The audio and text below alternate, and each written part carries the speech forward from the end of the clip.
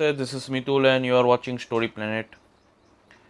उम्मीद है आप लोग सही होगे, खैरियत से होगे। काफ़ी टाइम के बाद हम लोग मिल रहे हैं। मैं काफ़ी टाइम के बाद वीडियो लेके आया हूँ। एक कहानी है जो आप सबको सुनानी है, जो अपने लाइफ में आपको कुछ ना कुछ सीख दे के जाएगी। आपने अपनी लाइफ में कई बार कई लोगों को या अपने घर के लोगों को, अपनी बहन भाई रिश्तेदारी में कहीं भी सबको एक चीज़ जो है वो फ्री में दी होगी, और वो है एडवाइस। किसी को सलाह देना, किसी को ये कहना कि आप ये कीजिए, आप ऐसा कीजिए, आप वैसा कीजिए, ऐसी चीज़ें मत कीजिए। ऐसी सलाह आपने कई बार अपने बच्चों को दी होगी, अपने भाई बहनों को दी होगी, जो कि फ्री होती है। टिप्स कह लीजिए, कुछ भी कह लीजिए।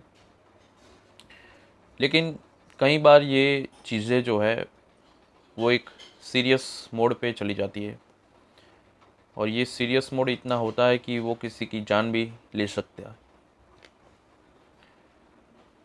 कहानी जो है वो बड़ी ही दिलचस्प है, और कहानी मैं ये कह सकता हूँ कि एक ऐसी चीज़ें जो है वो एक साइको ही कर सकता है। कि इस दौर में, आज के दौर में किसी को सलाह देना यानी अपने ही पैर पे कुल्हाड़ी मारने जैसा काम है। ऐसा मुझे लगता है इस कहानी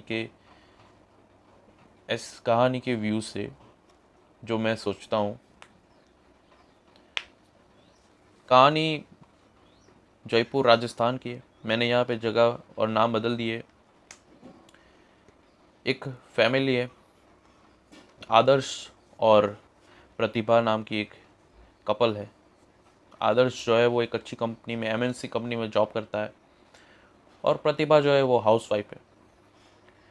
प्रतिभा की नेचर जो है वो बड़ी ही शांत है, बहुत अच्छी नेचर की है, और आदर्श भी बहुत ही अच्छे नेचर का है। दोनों में काफ़ी अच्छी गहरी रिश्तेदारी है। मतलब हस्बैंड वाइफ में नॉर्मली जो हैप्पीनेस होती है, दोनों में वही चीज़ है। दोनों खुश है। दोनों के दो बेटी है। लड़की बड़ी जो है वो शिक्षा, और छोटी बच्ची ख्याति। दोनों ही पढ़ाई में काफ़ी होशियार है। दोनों के ही पेरेंट्स अलग रहते हैं, मतलब कि वो लोग अपने अलग ही घर में रहते हैं। पेरेंट्स जो है वो दूसरे गांव से, दूसरी सिटीज़ में रहते हैं। अब दूसरी पहचान में कराओ कि जो प्रतिभा है उसकी एक बहन है। वो टोटल दो बहनें हैं। प्रतिभा की दूसरी बहन वैशाली, और उसके हस्बैंड का नाम है प्रतीक। अब यहाँ पे थोड़ी मैं डिटेल देना चाहूँगा कि अक्सर इसमें होता क्या है। प्रतिभा की जो बहन है वैशाली, उसकी शादी जिससे होती है वो थोड़ा कमज़ोर टाइप का होता है। यानी यूँ कहे कि वो ज़्यादा किसी से इंटरेक्ट नहीं हो पाता है। वो ज़्यादा किसी को कुछ कह नहीं पाता है, वो कुछ बोल नहीं पाता है। या यूँ कहे कि उसको अपनी लाइफ में कभी आगे बढ़ना ही नहीं है, या यूँ कहे कि उसको सक्सेस नहीं चाहिए। इसलिए वो काफ़ी सालों से एक ही कंपनी में जॉब करता है, और अपनी आने वाली ज़िंदगी के बारे में वो सोचता नहीं है। इससे होता ये है कि उसकी जो आमदनी है वो वही स्मॉल आमदनी है। मतलब उसकी जो इनकम है वो वही कम ही इनकम रहती है। वो आगे सोच नहीं पाता है कुछ। वो उसी में खुश है। उसका जो एरिया है, उसका जो कंफर्ट जोन है, उसी में वो खुश है। लेकिन इस चीज़ से वैशाली को बहुत दिक्कत है। यहाँ पे वैशाली अपनी बहन को देखती है, प्रतिभा को, जहाँ पे आदर्श जो है वो उसे हर वो चीज़ देता है जो प्रतिभा को चाहिए। और वही देख के वैशाली भी अपने अंदर जलन पैदा करती है कि उसको मिल रहा है, मुझको क्यों नहीं। वो महंगे फ़ोन यूज़ करती है, महंगी महंगी कपड़े पहनती है, मुझको क्यों नहीं। तो ऐसी चीज़ें आम बात है।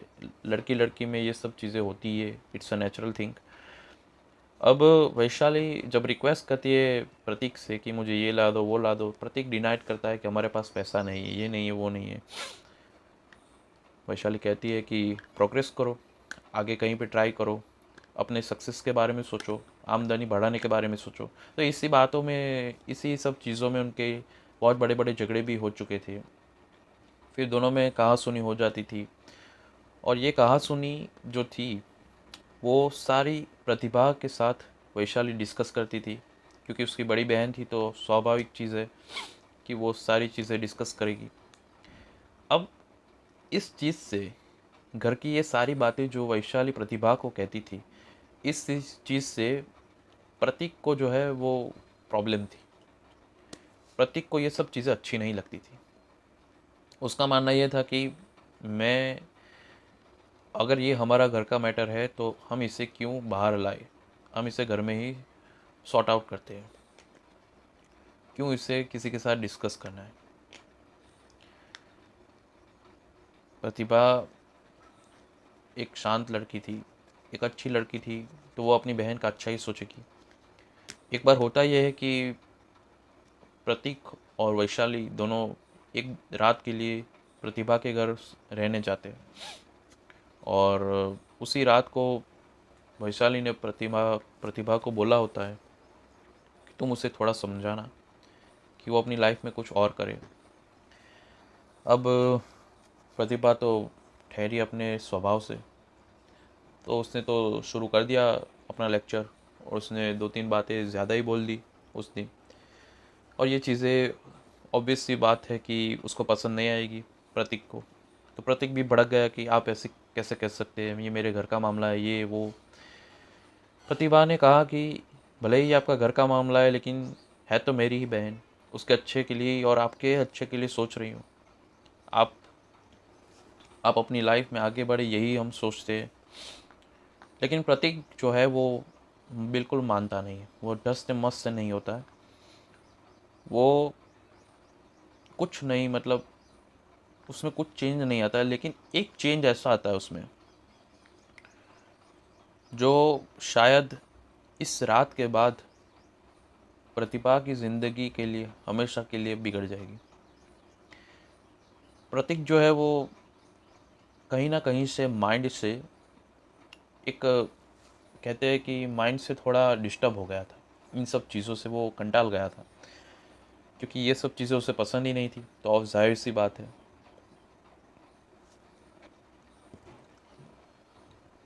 प्रतीक अपने फ्रेंड्स के साथ दारू पीता है और डिस्कस करता है कि ये सब प्रॉब्लम है मेरे साथ। उसके फ्रेंड्स भी उसे कहते हैं कि छोड़ो अभी ये सब माइंड पे नहीं लेने का, अपने को जो अच्छा लगता है वो करने का, ऐसा वैसा फ्रेंड्स है आके सब कुछ कहेगी। लेकिन प्रतीक के माइंड में कुछ और ही चल रहा था। उस रात जो भी चीज़ें हुई वो आदर्श को पता चली। आदर्श उस रात को नहीं था, वो दूसरी कहीं जगह पे काम से गया था। तो आदर्श ने प्रतिभा को भी बोला, समझाया कि वो उनका मैटर है, वी आर नॉट एबल कि हम उनकी लाइफ में इंटरफियर करें, we are not able any more, तुम उन्हें कुछ नहीं कहोगी प्लीज़।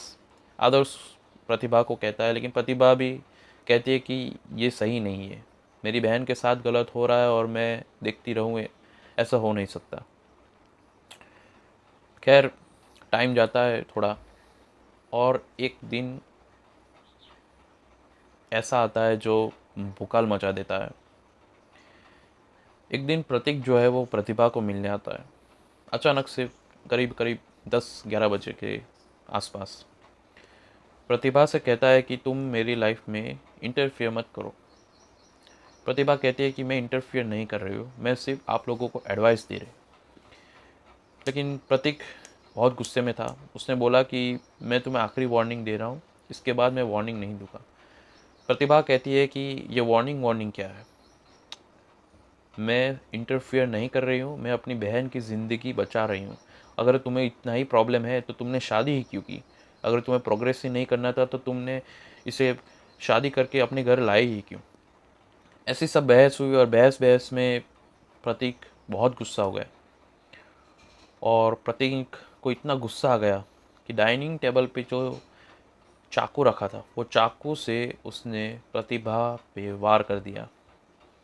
और वो इतना घातकी वार था कि एक ही बार में प्रतिभा नीचे गिर गई। उसे पेट में चाकू मार दिया 2 से 3 बार। प्रतिभा की ऑन द स्पॉट मौत हो जाती है। 2 मिनट के बाद प्रतीक को ये दिमाग में आता है कि ये मैंने क्या कर दिया, मैं तो यहाँ पे सिर्फ बात करने आया था। क्योंकि वो जो गुस्सा था उसके अंदर वो अभी बाहर आ गया। अब जाहिर सी बात है, आप किसी के लिए ऐसी फीलिंग रखते हो और वो अचानक से आपके सामने आए तो वो बरसने ही वाली है फीलिंग, आप उस पर कंट्रोल नहीं कर सकते। जाहिर सी बात है, ये हुआ तो गलत ही है। अब जो होना था वो हो गया, अब करे तो क्या। और उसी बीच बच्चों के आने का टाइम हो गया। दोनों बच्ची अभी छोटी थी, इतनी भी बड़ी नहीं थी। दोनों बच्ची आई, वो अपने मौसा जी को देखे और वो खुश हो गए। प्रतीक को कुछ समझ नहीं आ रहा था कि मैं क्या करूं। अगर वो लोग अंदर वाले बेडरूम में गए तो उन्हें पता चल जाएगा कि ये सब हुआ है और उसका पर्दाफाश हो जाएगा। तो उसने क्या किया, दोनों बच्ची को कहा कि आपके लिए एक सरप्राइज़ है। अब छोटी बच्ची थी, उल्लू तो ऐसे ही बन जाएगी। आपके लिए एक सरप्राइज़ है, आप लोग बाथरूम में जाए। उन दोनों बच्ची को बाथरूम में ले जाता है और उन्हें हथौड़ी जो रहती है, हथौड़ा जो रहता है उससे दोनों के सर पे मार देता है और उन मासूम दोनों बच्चियों को भी वहीं पे मार देता है। This is the horrible thing I can say, कि ऐसा एक साइको ही कर सकता है। आज उस उन दोनों बच्चियों का क्या ही कसूर था कि उसने उन दोनों बच्चियों के साथ भी ऐसा किया। अब वो फंस चुका था। वो अपने आप को गाली दे रहा था एक तरफ कि ये मैंने क्या कर दिया, ये वो वगैरह सब कुछ, और एक तरफ उसने ये सब तहलका मचा दिया था। खैर, वो वहाँ से चला जाता है। शाम को आदर्श आता है, दरवाज़ा लॉक रहता है, कोई खुलता नहीं है। दरवाज़ा खोल के अंदर जाता है, कोई होता नहीं है अगले रूम में। जब बेडरूम में जाता है तो वहाँ पे प्रतिभा पड़ी हुई है, खून से लथपथ। वो देख के चौंक जाता है और घर में बच्चियों को चिल्लाने लगता है, कहाँ हो सब। और जब वो बाथरूम में जाता है तो दोनों बच्चियों की बॉडी अंदर ही होती है। वो देख के हक्का बक्का हो जाता है। हर कोई कोई ऐसा एक्सपेक्ट ही नहीं करेगा कि उसके इस मासूम परिवार के साथ ऐसा सब कुछ होगा। तुरंत पुलिस आती है, सब छानबीन होती है, पूछताछ होती है। फैमिलीज़ को बुलाया जाता है, प्रतिभा की फैमिली और आदर्श की फैमिली भी आ जाते। सब लोग हैरान हो चुके थे कि ये क्या हो गया अचानक से ये सब। क्योंकि आज 3 लोगों की मर्डर मिस्ट्री हो चुकी थी।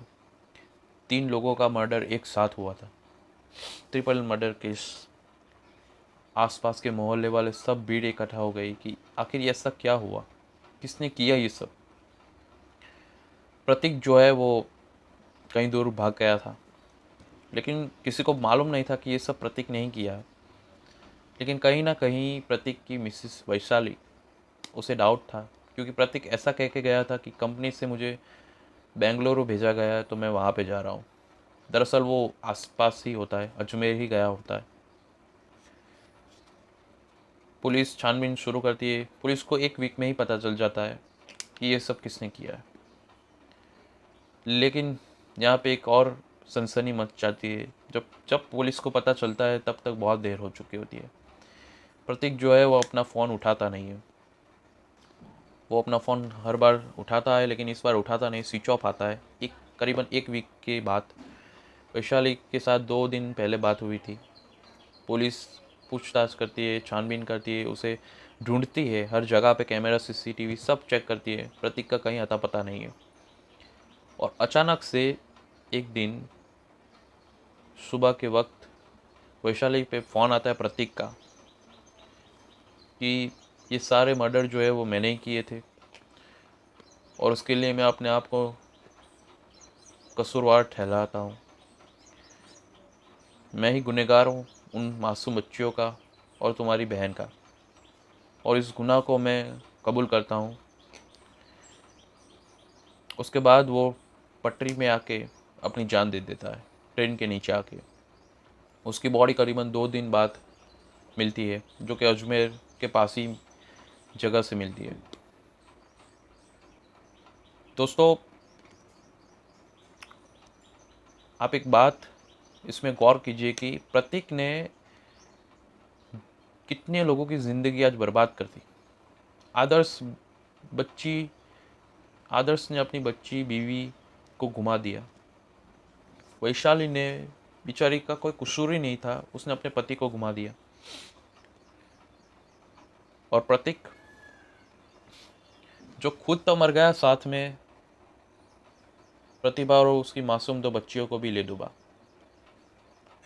और प्रतिभा के जो माँ बाप बेचारे पूरे ज़िंदगी भर इस चीज़ से तड़पते रह गए कि आज उनकी एक बच्ची थी और उनकी जो पोती थी, उनके बिना आज वो अधूरे हो गए।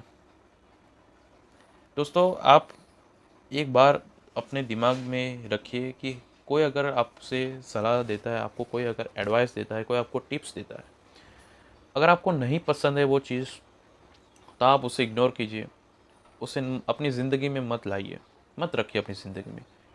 नहीं सुननी आपको वो बात, चलेगा, कोई बात नहीं, लेकिन प्लीज़ आप इस तरह से अपनी आप में हावी मत होने दीजिए।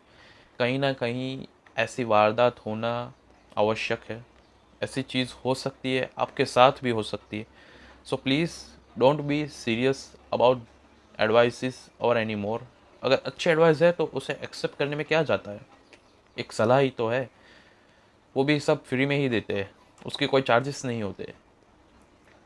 इस वाक़या के साथ हमें बहुत कुछ सीखना है। इससे ये भी सीखना है कि हर किसी के लिए एडवाइस अच्छी नहीं होती है, और हर किसी को एडवाइस देना वो अच्छी बात भी नहीं है। ये कहानी मैं यहीं पे ख़त्म करता हूँ। उम्मीद है आपको ये कहानी से कुछ सीखना मिला होगा। हमारे साथ बने रहिए। नमस्ते।